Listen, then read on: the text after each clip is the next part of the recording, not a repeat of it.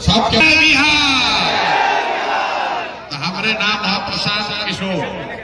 बहुत दिन से रवा सुनतनी जे के कोई सासाराम के कोनार के लड़का एगो नया अभियान शुरू कैले बा बिहार बदले के, जेकर नाम बा जन सुराह।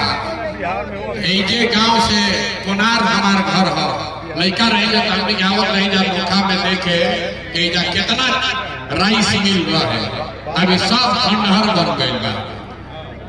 तो हम 2-2.5 बरिस से पूरा बिहार में गांव-गांव पैदल चलता नहीं। बिहार में गरीबी बदहाली कैसे खत्म हो कर रास्ता बताता नहीं। अपना जिला में नहीं आया, पहला बार आया।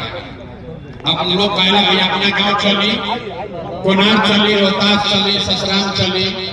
तो हम लोग से कही लगे भाई पूरा जिला के पूरा बिहार के अगर जिम्मा हम ले लेनी तो अपना बिहार अपना जिला के अपना गांव के ठेका अपना भाई अपना साथी लोग के छोड़ देले बानी। ये लोग अपने से देख लिया जा, हमारा इतना वोट मांगे की जरूरत नहीं है भाई। जरूरत रोहतास में आवे की जरूरत नहीं है ना। पूरा बिहार हम देखे ना, रोहतास के जिम्मा लेता नहीं ना। हाँ सब लोग देखे बहुत मेरिया के बोलते हैं, हाथ उठाकर बोलिए रोहतास का जिम्मा आप ले रहे कि नहीं ले रहे? नोखा के सासाराम के रवा जिम्मा लेता नहीं कि नहीं ले?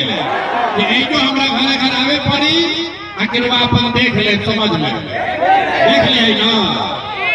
तो अगर देख लिया कि क्या विचार बा, ये प्रयास का एकरा के समझ ली है तबे ना देखो।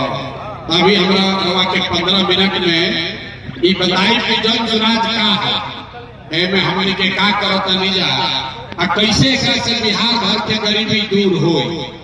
तो हमने के पूरा अभियान में वोट ना मांगे, वोट नहीं मांगते हैं। जीसी पर तो पड़ गई, इसलिए कोई दिक्कत नहीं है। यही का भी रोकनी लाई तो सब रोकनी करी, अपना पानी से हमने के घबराए वाला